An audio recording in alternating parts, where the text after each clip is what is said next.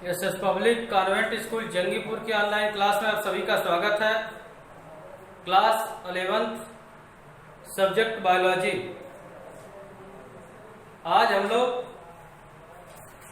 5 जगत वर्गीकरण के विषय में चौथे जगत के बारे में जानेंगे। 3 जगत के बारे में बताया जा चुका है।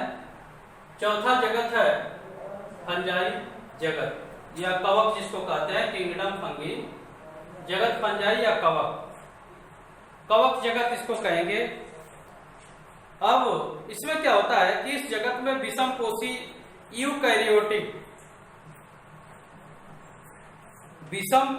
यूकैरियोटिक और बहुकोषी जीवों को रखा गया है। और ये जीवों को सड़ाने गलाने के बाद, यानी कि ये सड़ान के फलस्वरूप उत्पन्न जो घुलनशील कार्बनिक पदार्थ होता है उसका अवशोषण करते हैं।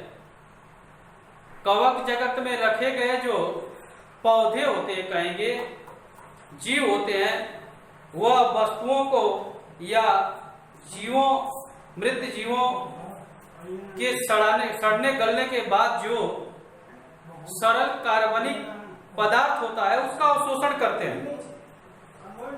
मृत पेड़ पौधों और जंतुओं के ऊपर रहने वाले कवक को सैप्रोप्स कहते हैं।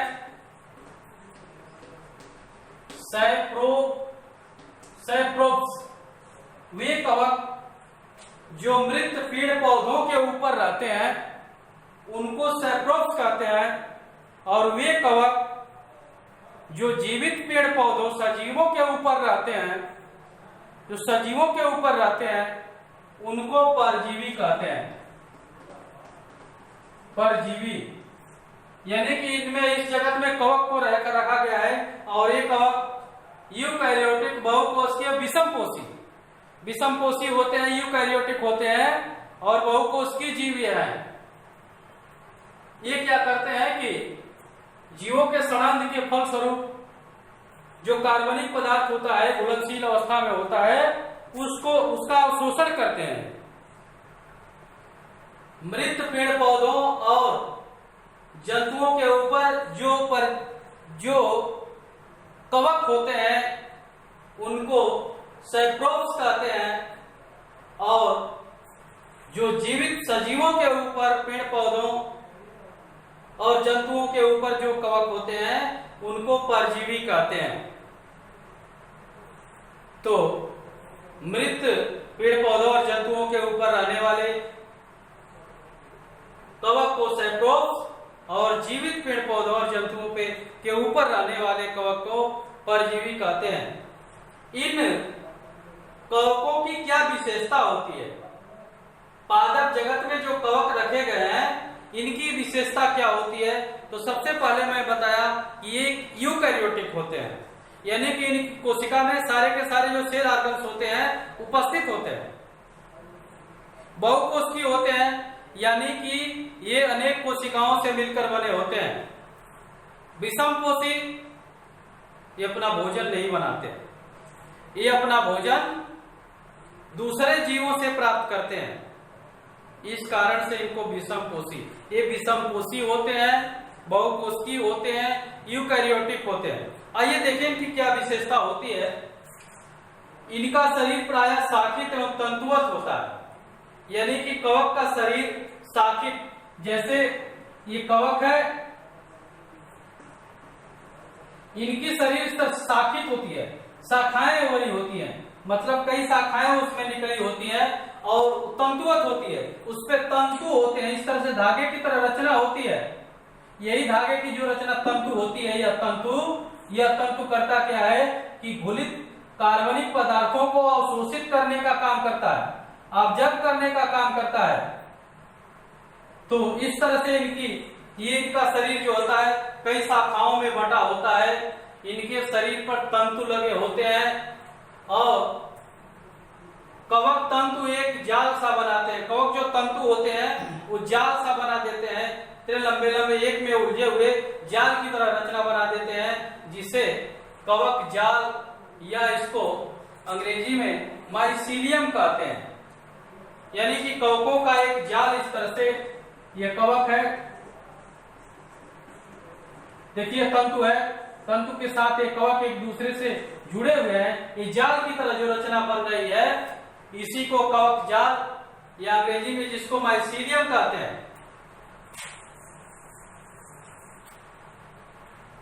कुछ कवक एक कोशिकीय भी होते हैं, मैं बताया अभी कि बहुकोशिकीय होते हैं, लेकिन कुछ कवक इसमें एक कोशिकीय भी होते हैं। ये विषमपोषी होते हैं, यानी कि अपना भोजन दूसरे जीवों से प्राप्त करते हैं। ये परजीवी या मृतोपजीवी होते हैं। ये परजीवी या मृतोपजीवी होते हैं। परजीवी मैं बताया कि दूसरे जीवित जीवों पर आकर अपना भोजन प्राप्त करते हैं, ये परजीवी कहलाते हैं। मृतोपजीवी होते हैं, यानी कि पेड़ पौधों और जीव जंतुओं के मरे हुए शरीर को सड़ाकर उससे अपना भोजन प्राप्त करते हैं। इस कारण से इसको मृतोपजीवी कहते हैं, यानी कि ये परजीवी और मृतोपजीवी। ऊपर मैं अभी बताया आपको कि जो मृत जीव जंतुओं और पेड़ पौधों पे रहते हैं, यानी कि जो मृतोपजीवी होते हैं उनको सैप्रोप्स कहते हैं, और जो जीवित जीवों पे रहते हैं उनको परजीवी कहते हैं। कुछ कवक शैवाल के साथ सहजीवी के रूप में रहते हैं। कह रहा है कि कुछ कवक जो होते हैं शैवाल के साथ मिलकर सहजीवी जीवन व्यतीत करते हैं, इसे सहजीवन कहते हैं, और इनको सहजीवी कहते हैं। एक दूसरे के साथ ये कवक शैवाल एक साथ रहते हैं, और शैवाल कवक से जल और खनिज लवण का अवशोषण करता है, और शैवाल जब भोजन बनाता है तो कवक को भोजन देता है। यानी कि दोनों का एक साथ रहना दोनों को किसी प्रकार का नुकसानदायक नहीं है, यानी कि यह एक दूसरे को हानि नहीं पहुंचाते, एक दूसरे यानी कि लिए लाभदायक होते हैं। तो कुछ कवक शैवाल के साथ सहजीवी रहते हुए लाइकेन बनाते हैं। यह लाइकेन है, लाइकेन कवक और शैवालों का सम्मिलित रूप लाइकेन है, जो जीवन व्यतीत करता है। कोशिका भित्ति इसकी काइटिन की बनी होती है।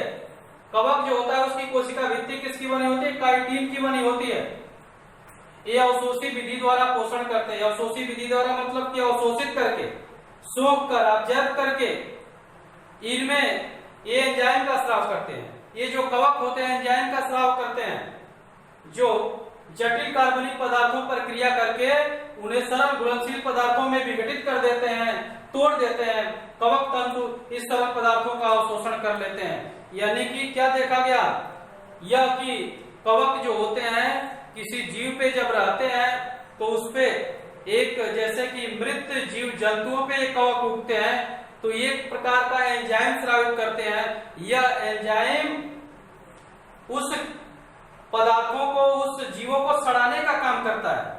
और सड़ाता तो होता क्या है, जटिल कार्बनिक पदार्थ पर क्रिया वो करता है, जिससे वो सड़ गलकर सरल घुलनशील पदार्थों में विघटित हो जाते हैं। और सरल घुलनशील विघटित पदार्थ जो हो गया, इस पदार्थों का अवशोषण कवक के तंतुओं द्वारा होता है। कवक के तंतु उसको ऑब्जर्व कर लेते हैं, अवशोषित कर लेते हैं। अब कवकों में जो संचित भोजन होता है, कवकों में जो संचित भोजन होता है वह किस रूप में होता है? तो ग्लाइकोजन के रूप में होता है। कवकों में संचित भोजन ग्लाइकोजन के रूप में होता है। इस तरह से हम देखें कवकों की, यानी कि पादप जगत में रहने वाले जो कवक हैं, फंगी है, उनकी विशेषता क्या होती है? शरीर प्रायः इनका शाखित होता है, तंतुवत होता है, कवक तंतुओं का बना होता है। कवक तंतु एक जाल बनाते हैं जिसे कवक जाल कहते हैं, या इसको अंग्रेजी में माइसीलियम कहते हैं। कुछ कवक एक कोशिकीय भी होते हैं, मैं ऊपर बताया बहुकोशिकीय होते हैं, लेकिन कुछ कवक इसमें से एक कोशिकीय भी होते हैं। ये विषमपोषी होते हैं, अर्थात अपना भोजन दूसरे जीवों से प्राप्त करते हैं। ये परजीवी के रूप में होते हैं या मृतोपजीवी के रूप में होते हैं, दूसरे जीवित जीवों से भोजन प्राप्त करते हैं उनके ऊपर रहकर, या मृत जीवों से भोजन प्राप्त करते हैं। कुछ कवक शैवाल के साथ रहकर सहजीवी रूप में रहते हुए लाइकेन बनाते हैं। इनकी कोशिका भित्ति जो होती है काइटिन की बनी होती है और ये अवशोषित विधि द्वारा पोषण करते हैं, यानी कि सौंप कर ये एक प्रकार का एंजाइम स्रावित करते हैं जो जटिल कार्बनिक पदार्थों पर क्रिया करके उन्हें सरल घुलनशील पदार्थों में विघटित कर देता है। कवक का जो तंतु है इन पदार्थों को अवशोषण विधि द्वारा अवशोषित कर लेते हैं और इनमें जो संचित भोजन होता है वह ग्लाइकोजन के रूप में होता है। यह इसके कैरेक्टर यानी कि यह इसकी विशेषता हुई। आज के वीडियो में बस इतना ही। धन्यवाद।